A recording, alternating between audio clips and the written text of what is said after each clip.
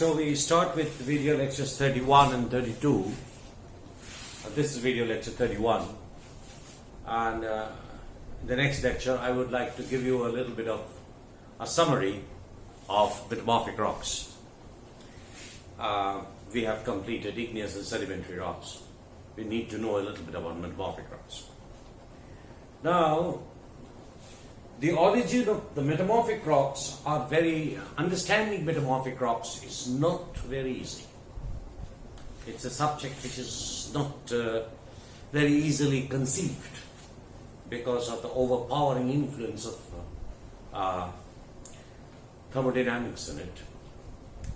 But I will try to stay clear of a lot of thermodynamics because we don't have the time essentially. We just don't have the time.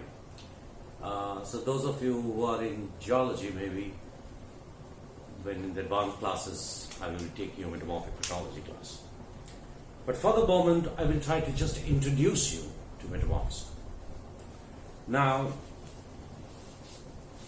igneous rocks, the temperatures of igneous rocks, you can take 650 degrees centigrade, 650 degrees centigrade as a good temperature that melting of rock initiates.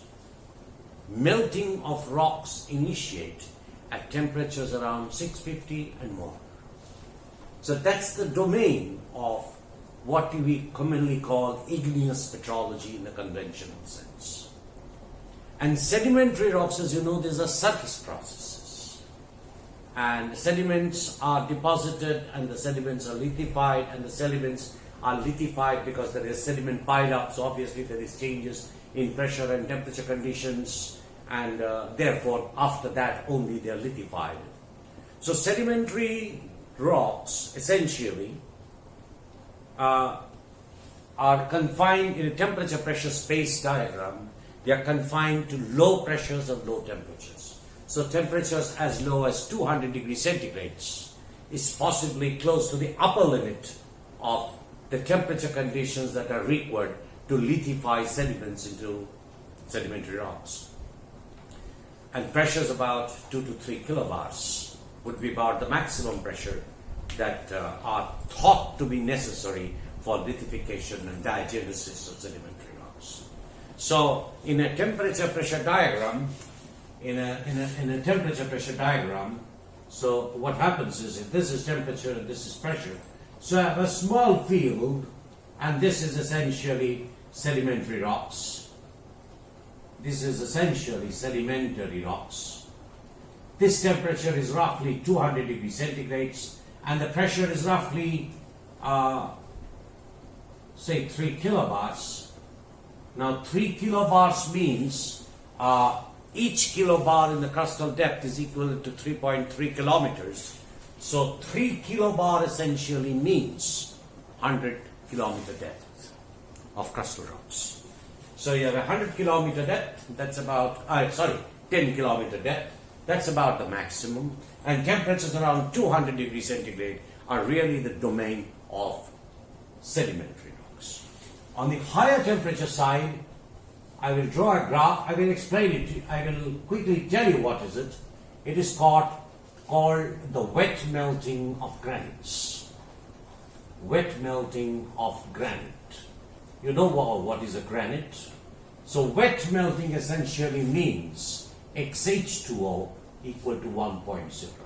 Now this is pressure and this is temperature. So wet melting of granite at XH2O 1.0, this is where wet melting of granite occurs. That means under hydrous conditions, granites melt, and this temperature here is roughly 650 degrees centigrade. Roughly 650 degrees centigrade. So if you have a hydrous condition, a granitic rock, remember the Bowen's reaction series, a granitic rock would melt. So this part, essentially, what we have talked about is igneous petrology. But if you have rocks of other compositions, say basaltic rocks or gabbroic rocks, for example, which are more ferromagnesian rich, their melting temperature is very high. Their melting temperature is even higher. And also for this granite, if the XH2O value reduces from 1.0 to lower values, that means you are inducing more anhydrous conditions, then the granite melting curve also changes its slope and it becomes positive and towards this. And so this part, for XH2O values less than 1 anhydrous condition, granite melting occurs at a much, much more higher temperature. So if you take dry granites, then this part also is not melted. This melting occurs for dry granites, melting occurs at a fairly high temperature. For mafic rocks, melting occurs at a fairly higher temperature. So what happens, this domain that I have drawn is essentially for very hydrous conditions, which normally does not exist. Normally it does not exist, and higher temperatures are required. So what is happening is, this part is the domain of what is called metamorphic rocks. And this can extend to higher temperatures if you have dry rocks which melt to higher temperatures, or iron magnesium rich rocks like gabbroic rocks, dioritic rocks, they melt at progressively higher temperature. You don't have to go into the details, but what I'm trying to say to you, so this is some sort of a transition which depends on the composition of the rock and the condition of the fluid. So if it is a dry rock, melting occurs on the right hand side, and so metamorphism extends in this place. And if you have very iron magnesium rich rocks, then melting occurs at a very high temperature, and this part becomes a sort of metamorphism. So this part is sort of transitional, guided by fluid conditions and also iron magnesium content of the rocks. So this is for sedimentary rocks, this is for igneous rocks, and this part is for metamorphic rocks, where the rock has not yet molten. But this is only vague, it's not true. Anyway, we will keep it that. So on the right hand side you have igneous petrology, on the left corner you have sedimentary petrology, along with lithification, etc., etc. And there in the middle part you have a large area, and this is dominated by metamorphic rocks. Metamorphic rocks. Now, what are metamorphic rocks? Now that's fairly this thing is simple. Metamorphism occurred normally, the conventional definition. There are different definitions to a metamorphism, but a conventional definition is, metamorphism is the change in rocks brought about in response to changes in pressure, temperature, and fluid condition. Once more, metamorphism is the process by which a rock responds or gets metamorphosed, whichever way you want to take it, in response to changes in pressure, temperature, and fluid conditions that are imposed from outside. Now, some people will add, metamorphism is the process by rocks which in the solid state changes or responds to changes in pressure, temperature, condition. Some people would omit the word in the solid state. So essentially, metamorphism is the change in rocks brought about in the solid state in response to changes of pressure, temperature, fluid condition imposed on the rock. Imposed on the rock. You must understand, a rock by itself cannot change anything. The rock by itself cannot change anything. Only thing, when its surroundings when there is surrounding part of that particular rock, that changes. So what happens in metamorphism, normally we have three types of systems that we discuss. One is isolated system. This you know, isolated system, closed system, and open system. So a system is any part of this. This is the system, and this is the surroundings. So it's a system surrounding relationships. And this is the system surrounding interface. This is the interface. Now you can ask me, so what is a system? How do I choose a system? I see a rock. How do I choose a system? My answer is, it depends on what you want. What do you want? Say, for example, you can you walk along and you see a rock, and I say, okay, this rock is my system. Now, when you say this rock is my system, you have to be very clear in mind one thing, that the rock does not have any mineralogical variations, so that it is generally mineralogically homogeneous. So you can take the whole rock as a system. Or maybe the rock is banded. Why banded? Because the mineralogy varies from one band to the other. So then the whole rock does not have the same mineralogy. So you can now take the bands as the system. Once you take the band as a system, everything around it is a surrounding. There is no distinction. There is no distinction. Or, for example, in the band, a particular mineral shows some feature, and you can take that particular mineral as the system. So you can take it. Then the whole thing is a surrounding. So it essentially depends on what you want to do with the rock, what you want to extract information from. So the scale of the system is dependent on the user. Have you understood? So, now as you know,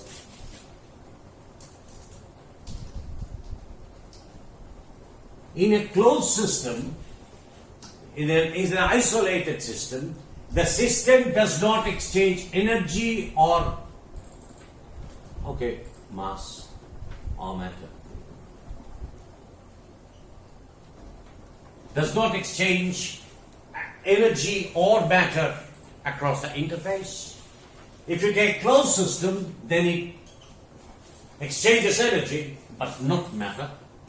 And for an open system, the system surrounding interacts across all states, across the interface. Now this isolated system, this almost does not exist. So what happens? Mostly we have closed and open system.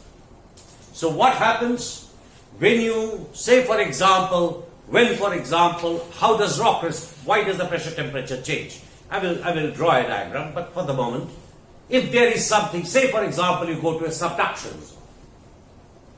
What happens in the subduction zone, a classic subduction zone? The oceanic crust subducts below the continental crust. Now what happens as the oceanic crust subducts below the continental crust? As the oceanic crust subducts below the continental crust, this part is experiencing higher pressure and higher temperature. As you go down, you see this is how the pressure changes, and so the temperature changes, and so this rock, as it moves this way, the pressure, the rock was here once, and then it has moved down here. So over time, it has experienced changes in pressure and temperature. So essentially, the rock experiences variations of pressure and temperature as a function of time. So these are three parameters: pressure, temperature, and time. A rock experiences changing pressure, changing temperature, and changing time as it undergoes some sort of tectonics. Here, for example, I have shown you a subduction zone tectonics. Right? Now, once the environment surroundings changes the pressure temperature, the rock itself. What is a rock? The rock comprises of certain minerals. So what happens? As the pressure temperature of the surrounding changes, and you take, say for example, a closed or an open system, it exchanges energy with the surroundings. So what happens? When the surroundings change pressure temperature condition, the minerals in the rock responds to the change. Why it responds? Because as you change the pressure temperature condition, minerals become unstable. Some minerals are stable at low temperatures. Some minerals are stable at medium temperatures. Some minerals are temperature high temperatures. So the mineralogy of the rock has to change because minerals change their stability as the pressure temperature condition imposed on the rock changes. Also fluid composition. When these imposed condition changes, then the minerals in the rock system responds because some of the minerals become unstable and new minerals come to play. So what happens is, as you change the pressure temperature condition, we must refer to now a term called chemical free energy, which we call Gibbs free energy, G. So if we call chemical free energy G of the system is given by sigma Ni Gi. What is this? The total free energy of the system. So you have a system which is a rock and you have minerals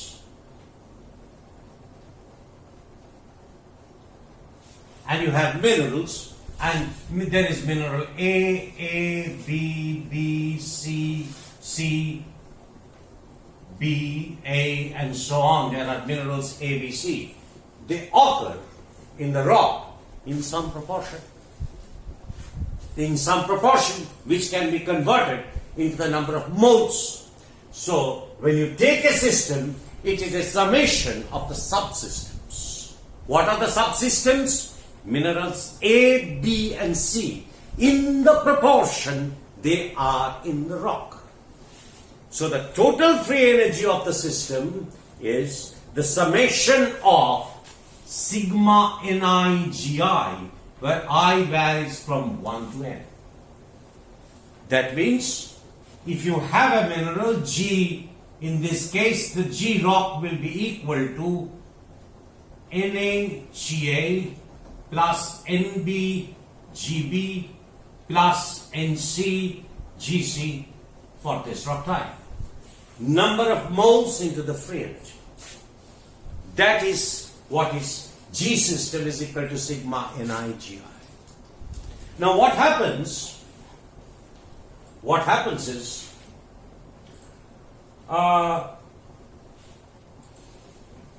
when you change the pressure temperature condition, and how does the G system respond? The G system always tries to keep its free energy at the minimum. Keep its free energy at the minimum. So for a particular system, for a particular pressure temperature fluid condition, the rock changes its mineralogy in a way that the total free energy of the system is the lowest at that particular temperature and fluid condition. So the condition for this is, so if you have G system by Ni, then this is equal to 0, which is the necessary requirement for a minimum. So that's the first condition that the rock satisfies, that the G system derivative of Ni at a particular N1 or N2 or whatever that is should be equal to 0. And because it's a minimum, then del square G system by dNi squared, this is therefore greater than 0. These are the two conditions that the rock work on.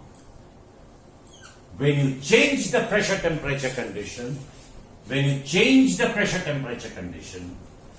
the rock, the free energy of the system, that means of the rock, which is made up of an aggregate of minerals, due to a change in the pressure temperature condition, the system works in such a way that it reduces the free energy. How will it reduce the free energy? Either by changing the G values, which is a function of pressure, temperature and composition. So G is equal to a function of pressure, temperature and composition. And N is the number of moles. So what happens, for a particular pressure temperature condition, the G system tries all sorts of iterations that is possible and tries to find out a fixed value, which is a minimum value.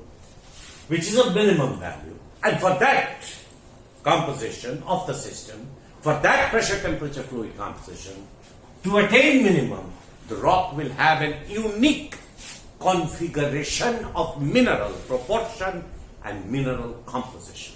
So what will happen?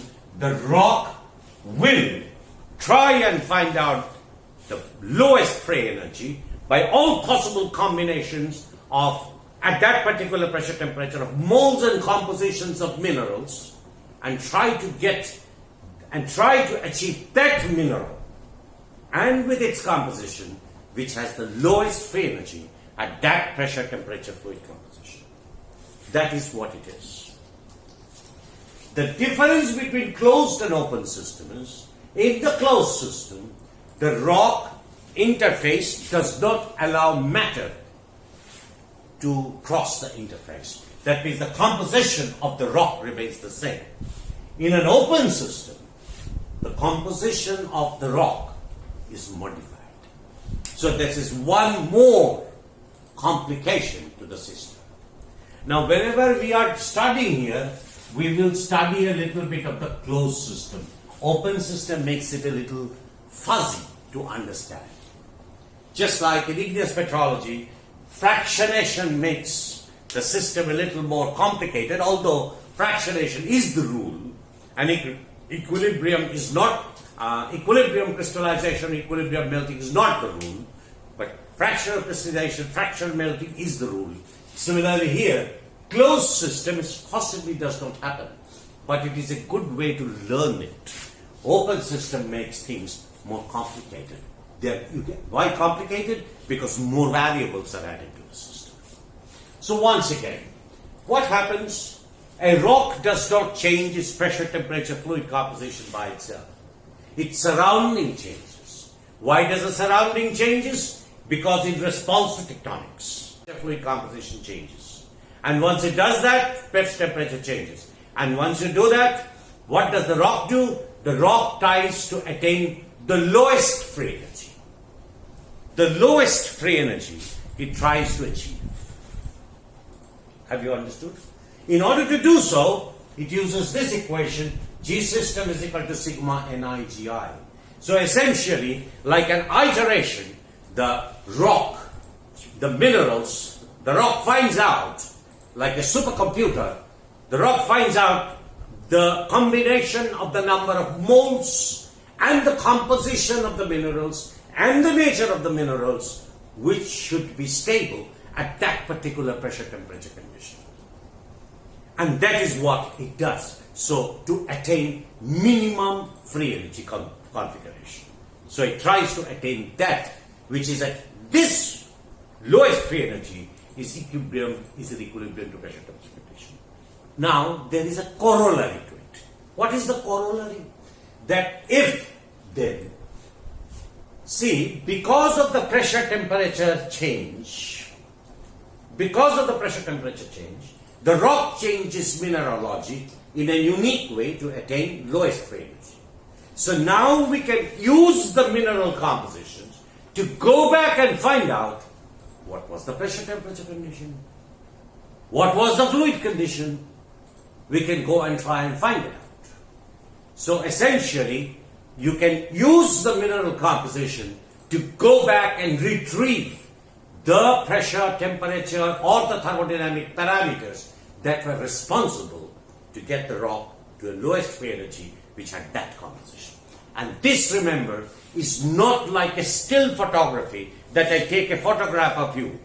It is a video photography video in time. The pressure temperature does not remain the same over time. The pressure temperature changes. So metamorphism essentially is a video. Like all other natural processes. It's like a movie. The process changes as a function of time as the tectonics changes.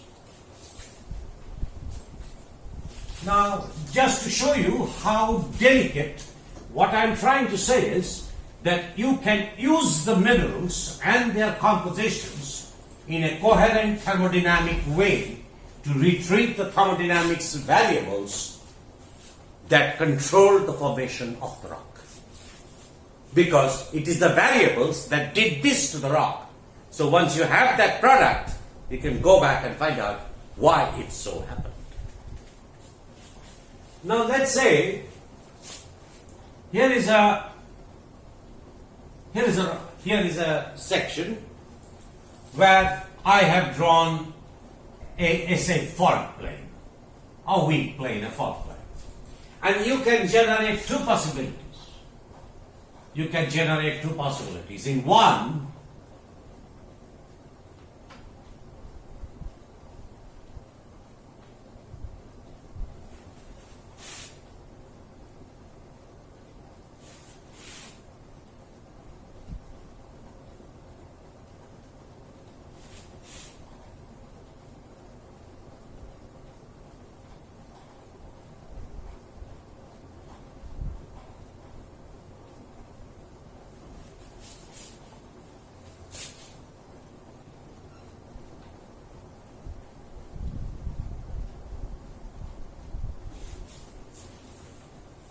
so this, you know, I have talked to you before, it's a reverse fault and this is a normal fault.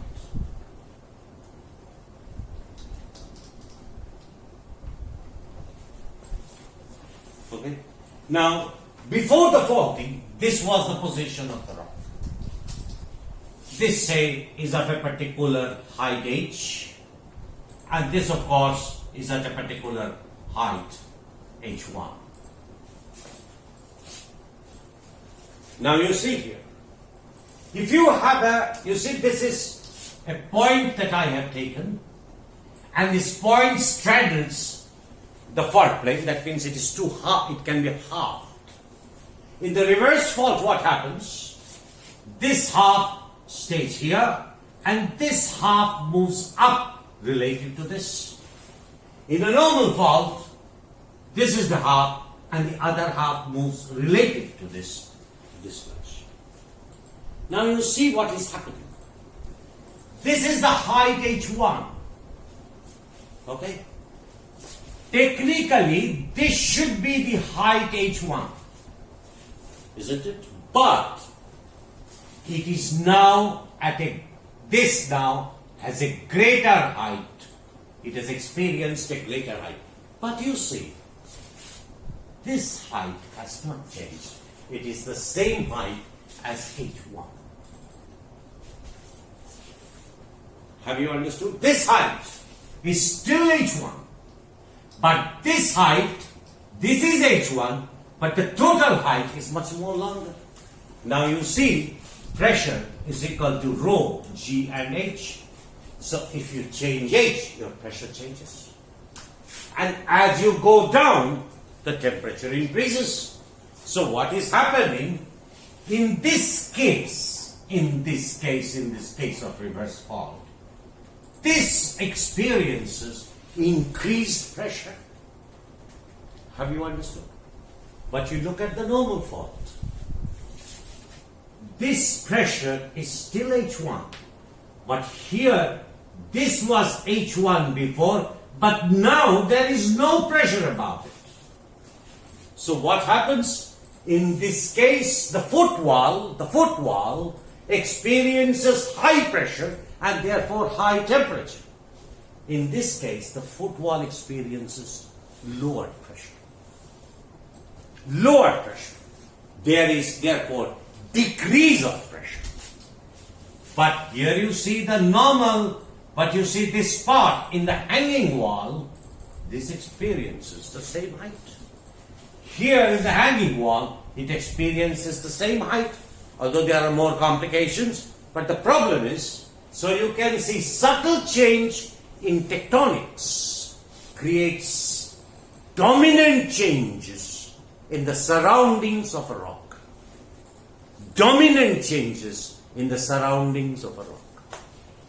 And by using the mineral compositions, by using the mineral proportions, we can therefore use this in a thermodynamic way and can retrieve as to what were the conditions, how was the change in pressure and temperature as a function of time. We can find this out. How does the pressure and temperature change as a function of time? Once we do this, we will be able to tell you what exactly happened. For example, if you can model this rock here, it will tell you this rock suffered decompression or removal of overburden, sudden removal of overburden. Whereas this will tell you that this part experienced loading, increased pressure. So this will tell you what happened about a little bit about the tectonics, not a little bit, a considerable bit of the tectonics. But you have to club it with other information from other sources, but whatever it is, this is very important. So now, summarizing therefore, tectonic processes, they induce pressure temperature variations in rocks.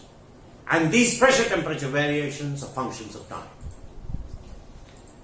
Now, because of this change pressure temperature condition as a function of time, the rock, the system, which is an aggregate of mineral, responds to these changes in pressure and temperature because of stability considerations and free energy minimization.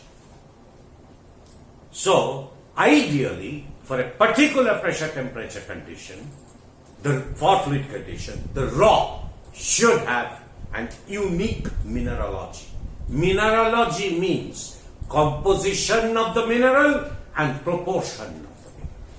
Should be, ideally, you should have the particular composition and particular mineralogy. But with time, if the pressure temperature changes, then these changes should also be recorded in the mineral. So it is possible that minerals may show variations in compositions also. This is called chemical zoning. This is called chemical zoning in minerals. But anyway, by using these compositions and proportions of minerals, it should be theoretically possible for us to go back and find how pressure temperature varied as a function of time. Once we do that, we will be able to decode the different tectonic processes that operated billions of years ago in rocks. Rocks have a long memory. Have you understood? So that is the basic use of metamorphic petrology. One of the major uses of metamorphic petrology is to reconstruct paleo environments of major tectonic processes. There are other uses, but this is one of the most important uses. There are many facets to it, but we don't have to go into those details at this point in time.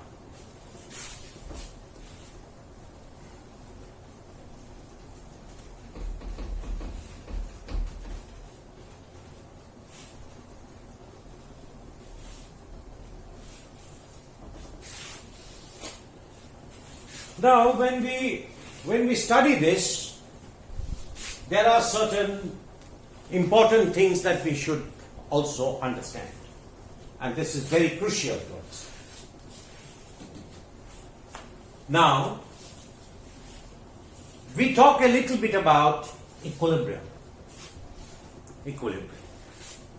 So, say for example, if you have a slope like this, and if you have a ball, and if you have a ball here, and if you have a ball here, you can see this is unstable.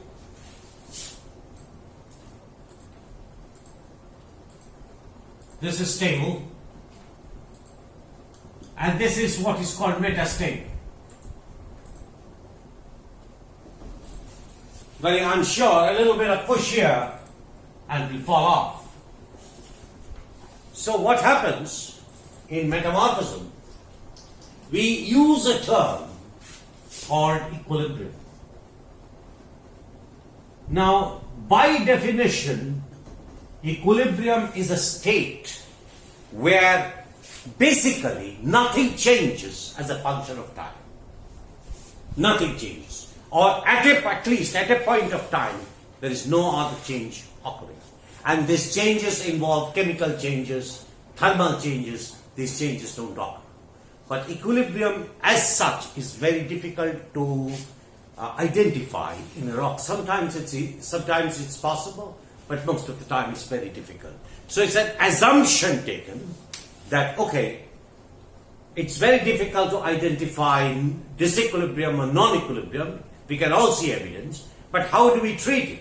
So we treat it as stages of equilibrium. Have you understood? Like fractional crystallization is actually an equilibrium crystallization that is obstructed. So you have small segments of equilibrium that are separated.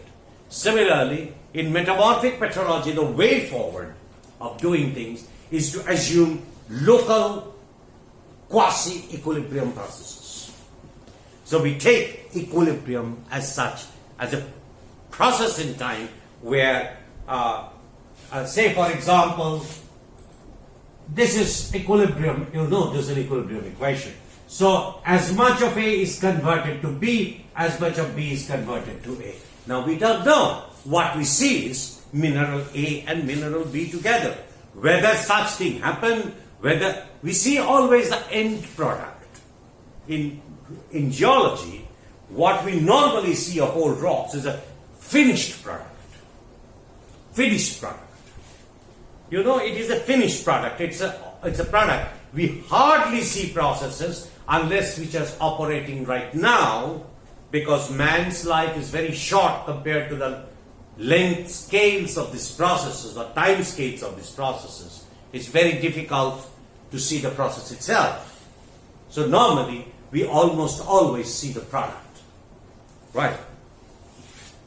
Just like today you see PV Sindhu as a top 5 badminton player.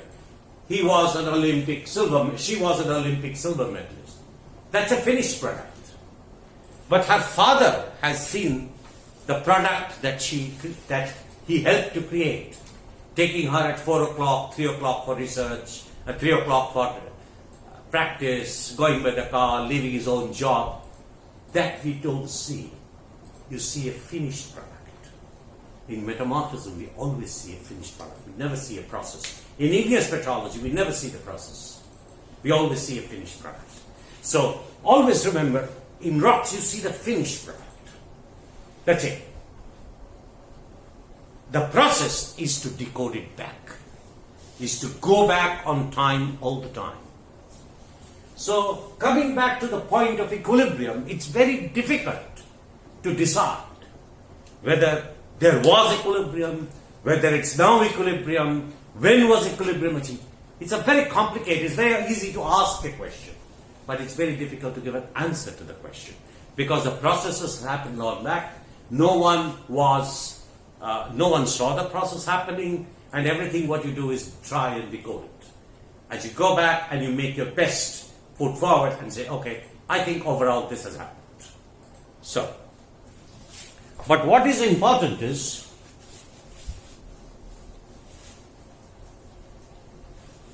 this free energy.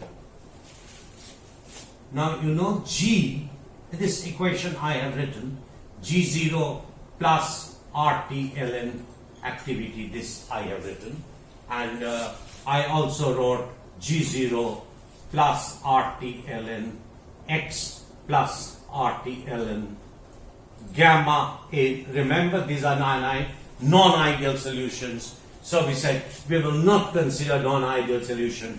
We will only consider ideal solutions because it's easy to understand. And you know G0 is for the pure phase and this is a function of pressure and temperature. And therefore, G0, remember, is a function of pressure and temperature, which is the free energy of a particular phase component at an equilibrium pressure temperature condition is a function of B. G is a function of pressure, temperature, and composition. Remember this.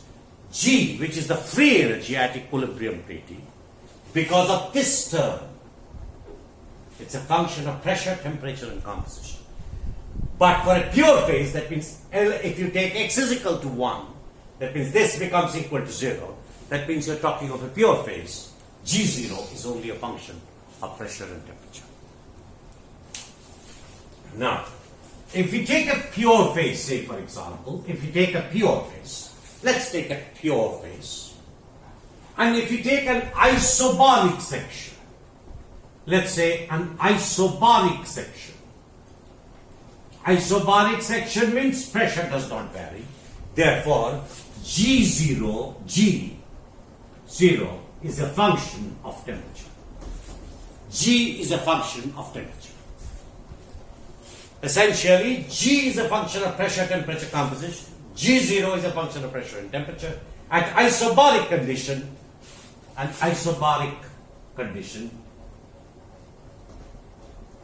P is equal to constant. That means dP is equal to 0. So you have G0 is a function of temperature. And this G0 is given by the term H0 minus Ts. So you can see as a function of temperature, as with increasing temperature, the slope of G versus T should be negative. So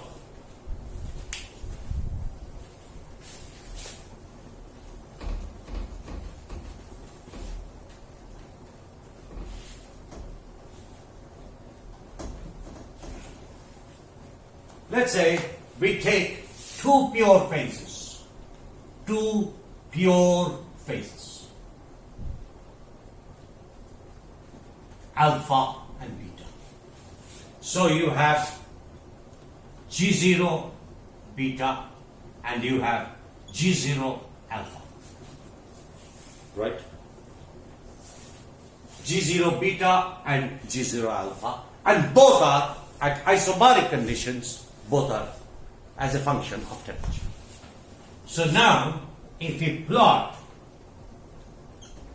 P versus G, then you will have two graphs.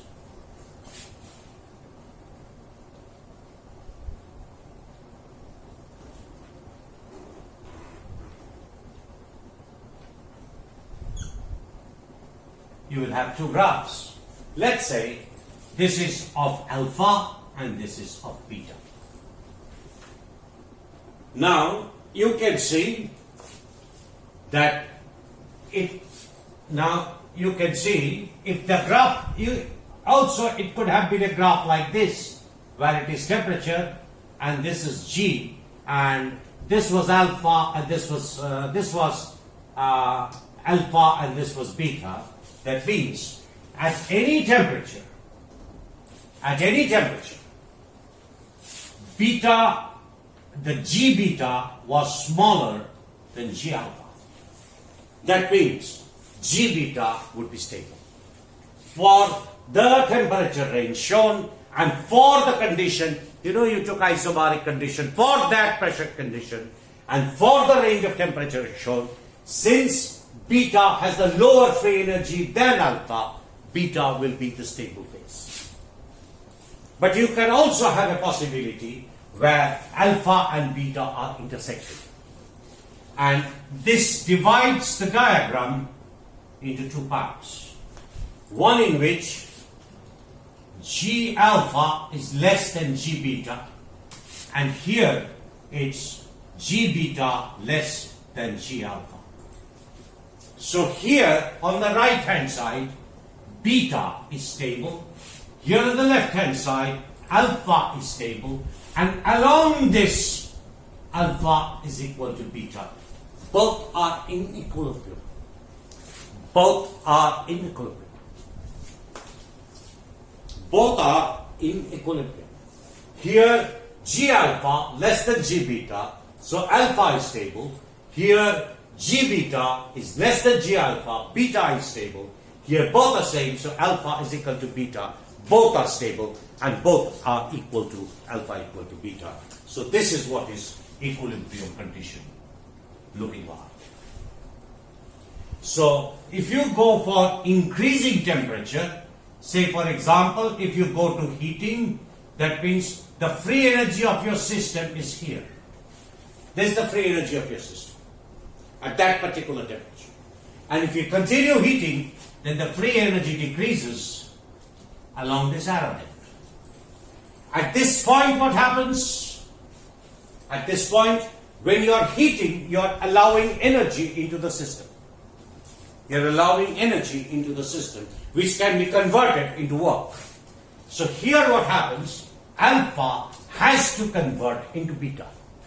Now alpha and beta are different structures. So obviously if you want to revert from alpha to beta, obviously this would require a change, a work has to be done.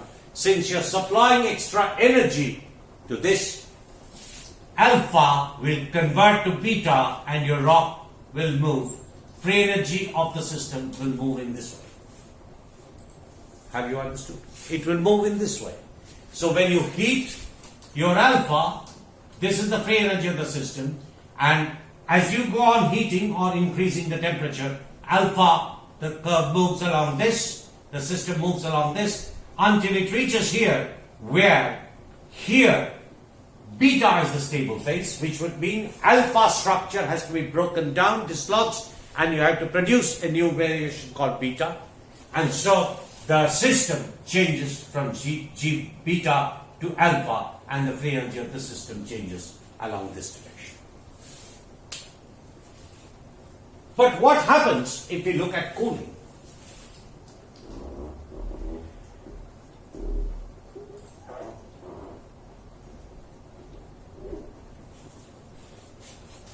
If we take the opposite,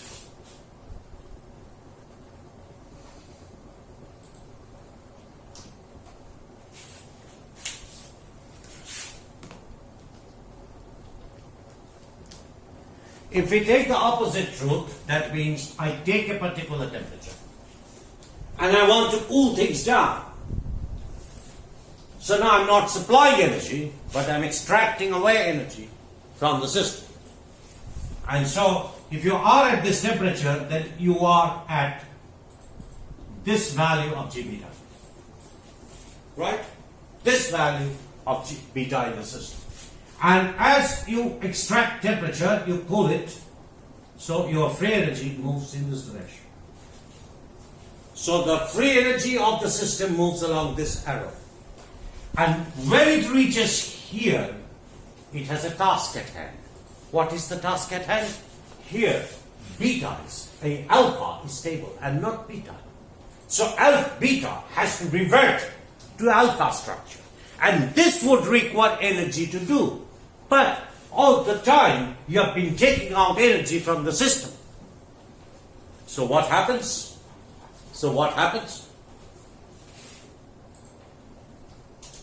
Alpha is not produced at this temperature.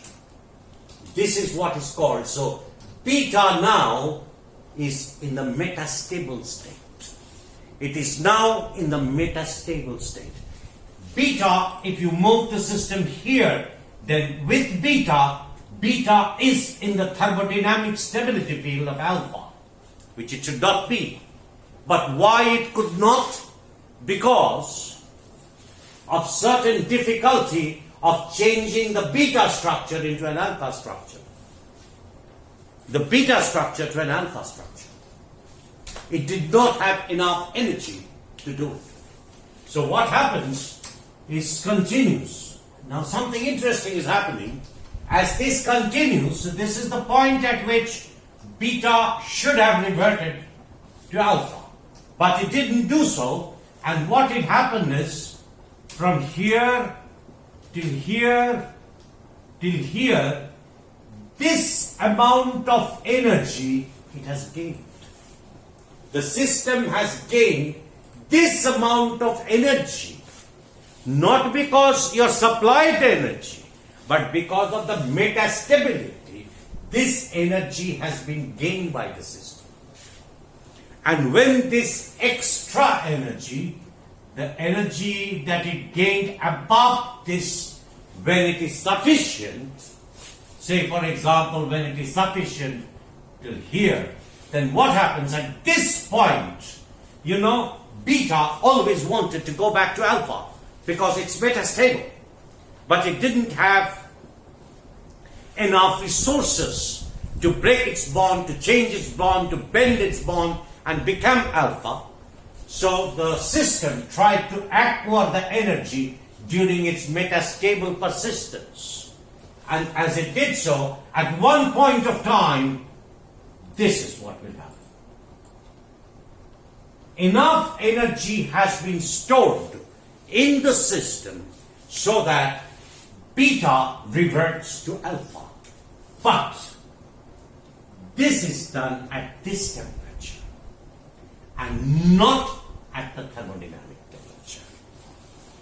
Not at the thermodynamic temperature, but at this temperature, which is lower than the thermodynamic temperature. So what happens? This is called the temperature of undercooling, TU. The temperature of undercooling, or sometimes it's called delta TU, because essentially it is a difference between the thermodynamic value, which it should have reverted, the normal circumstances, but it had reverted later.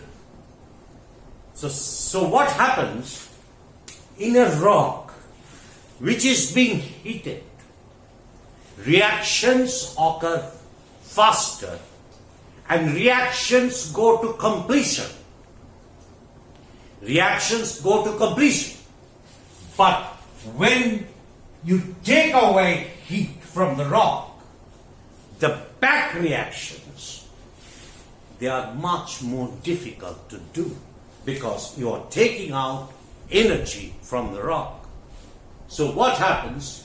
Reactions that form with increasing temperature are normally spontaneous and reaction goes to completion. But if you go on the retrograde path, that means lower temperature decreasing path, there the reactions may not go to completion. May not go to completion. And what happens therefore, that if you are on the retrograde path, many of the minerals that you see may permanently be in a metastability present. Otherwise, say for example, diamond is stable at very high pressure. Very high pressure. Graphite is not stable at such high. Graphite is the more stable form. But diamond is it's stable only at very high pressures. Yet you have diamonds, isn't it? Your girlfriend would like to have a diamond ring from you. Where do you get the diamond? Are you going to dig so deep? No, there are places where you get diamonds on the Earth's surface. They are present metastably. They are present where it should not be present. So what happens in metamorphic rocks? You not only have equilibrium minerals, but you also not only have stable minerals, but you also have metastable minerals.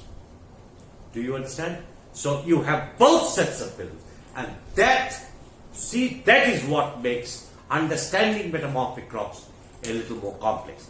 But you can work a lot. And at the same time now, I remind you to this very important diagram, reaction progress.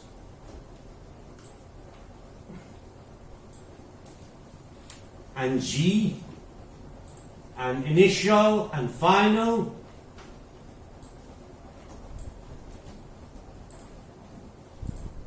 And your reaction occurs this way. This is your delta G activation. This is called the activation energy.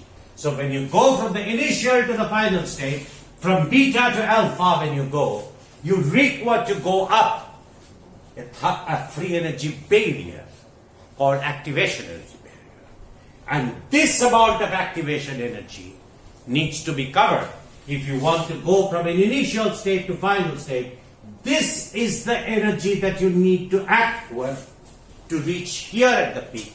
And once you do that, you will slide all the way back to the final. But when you are on a prograde path with increasing temperature, you're supplying energy to the system. So there is a system which is working in favor of you. But when you're going in a direction of decreasing temperature, energy is taken out of the system. And then it becomes very difficult. Okay, we will go over to the next lecture. Thank you.